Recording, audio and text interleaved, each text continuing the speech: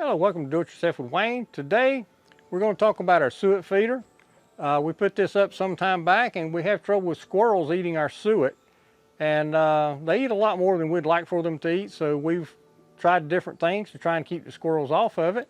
And so we're going to show you, this is back the way we started, and we're going to show you how we progressed to getting a setup that's fairly well effective at keeping the squirrels off of it. Now originally our suet feeder was not hanging here. This is a thing we built, and we will be doing a video about how we're hanging our bird feeders. That'll be coming up soon. If you subscribe to our channel, it'll make it a lot easier to find those in the future, but they will be coming up, as well as videos about building bird houses. But anyway, this is our suet feeder, and originally we had it hanging off the gutter closer to the house, and the squirrels were just cleaning us out. So we attached it here, and this will swing out.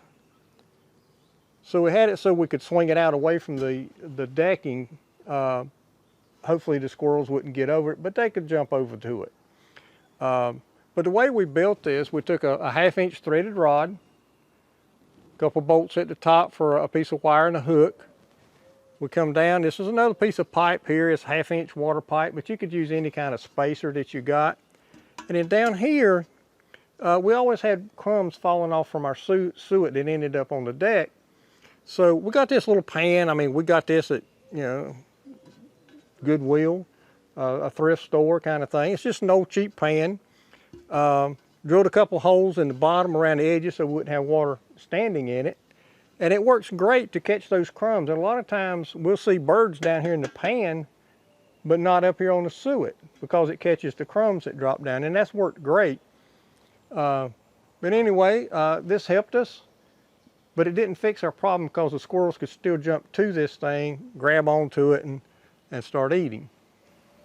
Okay, the next thing we did was we added a piece of corrugated plastic. And that's all this is corrugated plastic, kind of stuff you get at a sign shop. They make signs out of that.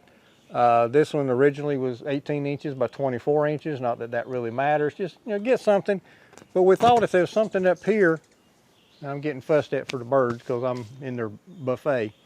The squirrels hit it, they fall off of it. You can tell where the squirrels have chewed on it some, but it did deter them a good bit. But we put that up there, and the thing we found that we really like about this on top is we have less trouble with our suet melting if it gets really hot, and also rain. The suet doesn't get wet. If you got crumbs down here in this pan, they don't get wet. Got birds buzzing me now.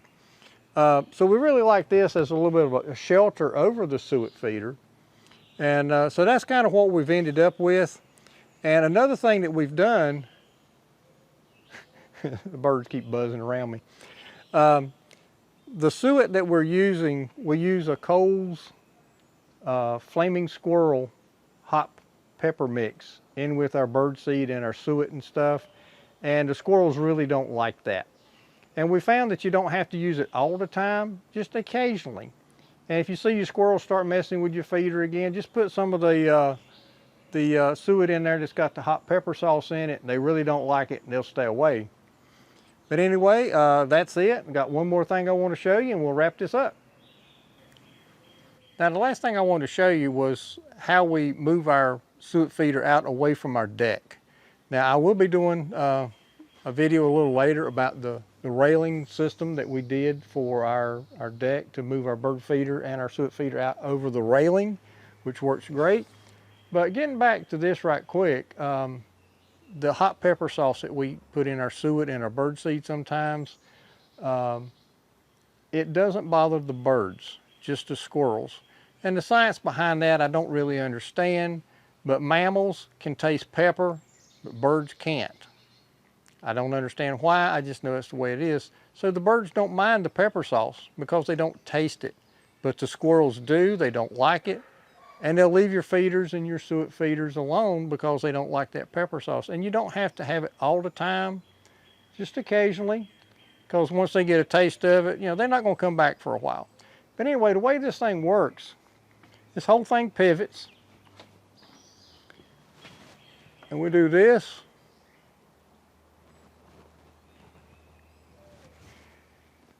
and that moves our bird feeder and our suet feeder both out over the deck railing. This is the railing of our deck, and it gets them out there, and that does a couple things for us. For one thing, it's harder for the squirrels to get to it, but also the seed that drops, and if they do their business, it don't land on our deck so much. It's out in the yard, which is a nice thing. So anyway, that's it for our suet feeder and how we made it somewhat squirrel proof. And we'd just like to say thank you for visiting Do It Yourself with Wayne. We hope you have a great day and a wonderful birding season.